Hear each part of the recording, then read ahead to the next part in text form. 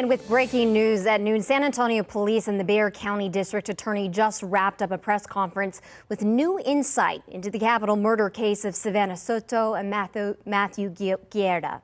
On Tuesday night, police announcing the arrest of a father and son in connection to the shooting deaths of the pregnant 18-year-old and her boyfriend. KENS 5's Zach Briggs joining us live now for Public Safety Headquarters with this latest update. Zach, what have you learned? Well, San Antonio Police Chief William McManus and Bexar County District Attorney Joe Gonzalez began by expressing their condolences to the victims' families, the families of Savanahsoto and Matthewguerra. And much of this press conference was a time for clarification on the investigation. Now take a look. McManus recounted the investigation going back to December 26 when Savanahsoto and Matthewguerra were found dead in that apartment complex of Danny K. Key pieces of evidence in the case included the surveillance video released last week and data from the victims' cell phones. McManus says today both victims were involved in the sale. He says police were able to track down where the suspects lived just blocks away from where Soto and Guerra's bodies were found. That cell phone data proved absolutely crucial to locate this home off of Charlie Chan Drive near Cary Grant Drive.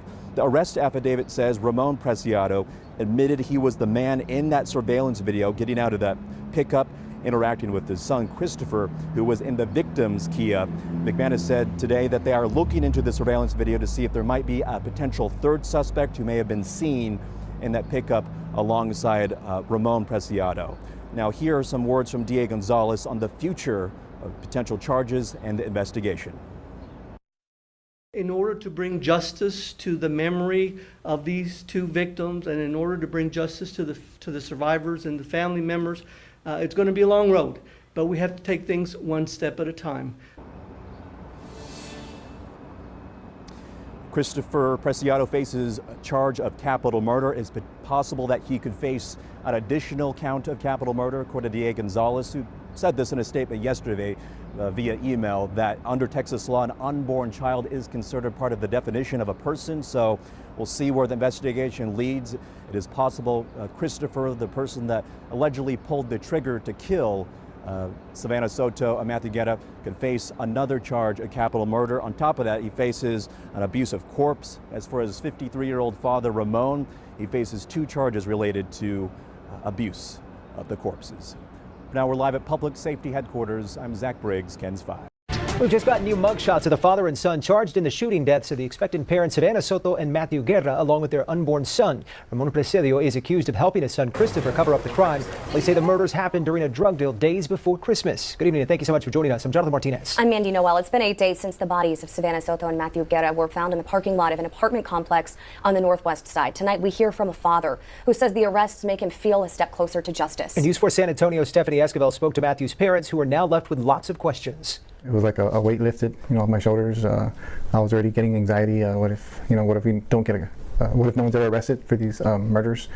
And at least that part, I could start, getting closure on that part, that we can hold someone responsible. Matthew's dad, Gabriel Guerra, and his wife, Raquel, say they are grateful arrests have been made. They feel this is one step closer to justice. Tonight, they are still questioning why police believe 19-year-old suspect Christopher Preciado pulled the trigger. I may never get some of the answers that I want. I still, even after the affidavit, I don't know exactly what happened, if it was inside, outside. The arrest report states the killings happened during a drug deal.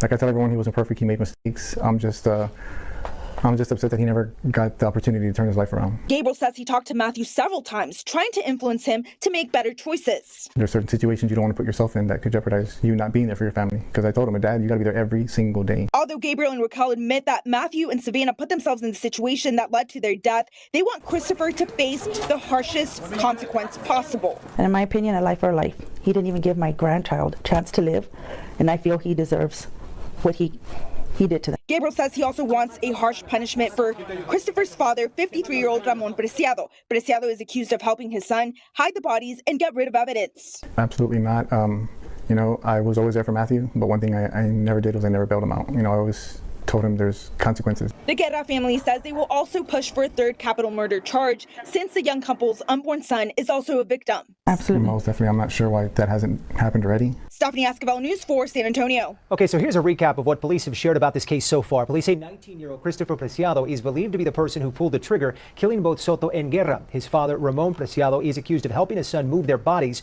Both were arrested at their home last night. Investigators say they were able to track them down using information on Savannah's cell phone, which they found in her car. Christopher, we believe, committed the murders of Matthew and Savannah. It appears to be a narcotic-related deal that went bad. Christopher is charged with capital murder. The district attorney's office will decide whether to add a third count of capital murder for the couple's unborn son and will also decide whether to pursue the death penalty. Ramon is being charged with abuse of a corpse.